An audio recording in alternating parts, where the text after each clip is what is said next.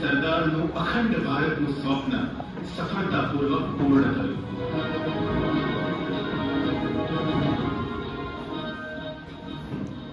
સરદાર એટલે એક એવા નેતા જેમણે પોતાના હોદ્દાનો કે સત્તાનો દુરુપયોગ ક્યારેય નથી કર્યો. પોતાના પરિવારની સગવડો સાચવવા ક્યારેય દેશની એક પાઈ પણ નથી ખર્ચી કે નથી ગીરવે મૂક્યું પોતાનું આત્મસન્માન. બાપુ પ્રણામ. સુખી થાવ. મળીને સાથે ના આવે? ના, આશ્રમના કોઈ અગત્યના કામથી એને અમદાવાદ જવાનું થયું. બાપુ, જ્યારથી તમે ગૃહમંત્રી બન્યા છો ત્યારથી તમે મુંબઈમાં ઓછા આવો છો. મારા સંતાનો કરતા મારા દેશને મારી વધારે જરૂર છે. પણ બાપુ, તમારી તબિયતનું તો ધ્યાન રાખો. હમણાંથી તમારી તબિયત ઘણી નાજુક ચલાય છે. તબિયતનું તો દરિયાના મોજા જેવું છે, ક્યારેક ભરતી તો ક્યારેક ખોટ. તમારે કેમનું છે ડાયાભાઈ? બાપુ, દીકરો છું તમારો. ડાયામાંથી ડાયાભાઈ? ભાઈ, હવે તમે સુખી સંપન્ન થઈ ગયા છો એટલે માન તો આપવું જ પડે. તમારા પિતા પાસે ભલે કંઈ હોય કે ના હોય, પણ તમે મોંઘી દાટ ગાડી લાવી શકો તેટલા સક્ષમ છો. ગાડી ઘણી મોંઘી ખરીદી લાગે છે. ના બાપુ, ખરીદી નથી. બિરલા શેઠે મને ભેટમાં આપી છે. શું?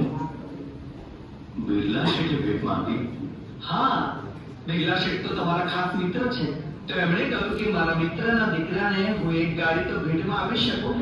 ના, ન જ આપી શકે ડાયાભાઈ. બિરલા શેઠે તમને આ ગાડી ભેટમાં નથી આપી, એક ગૃહમંત્રીના દીકરાને ગાડી ભેટમાં આપી છે. આ ભેટમાં મારી મિત્રતાની માયા નહીં, પણ મારી સત્તાનો સ્વાર્થ છે. પણ બાપુ, બસ, આ ગાડી ભેટમાં લઈ તમે મને બાપુ કહેવાનો અધિકાર ખોઈ ચૂક્યા છો. જે વ્યક્તિ પોતાના અંગત કાર્યો માટેના પત્ર વ્યવહારની ટિકિટમાં પોતાના પૈસે લાવતો હોય ને કે સરકારના પૈસે, એવા વ્યક્તિનું સંતાન તમારા જેવું ન જ હોઈ શકે. બાપુ, મને માફ કરી દો. મારો ઈરાદો ખરાબ નહોતો. તમારો ઈરાદો મારું ચરિત્ર આંકી જશે એનું શું? ના, તમારા ઉજળા ચારિત્ર પર હું કોઈ દાગ નહીં લાગવા દો. જાઓ, અત્યારે જ આ ગાડી તેમને પરત કરી આવો. પછી જ મારા દીકરા તરીકેના હક સાથે મારી સામે આવજો. ત્યાં સુધી આપણે બંને ભૂલી જઈએ કે આપણી વચ્ચે બાપ દીકરા જેવો કોઈ સંબંધ છે. એવું ના બોલશો. હું હમણાં જ આ ગાડી બિરલા શેઠને પાછી આપી આવું છું. મને માફ કરી દો બાપુ, મને માફ કરી દો. ચાહે મારા સ્વજનોની સગવડોની બલી કેમ નથી ચડતી, પણ જ્યાં સુધી આ દેહમાં પ્રાણ રહેશે ત્યાં સુધી મારી પ્રામાણિકતા અને દેશ પ્રત્યેની વફાદારીને કોઈ કલંક નહીં લાગે.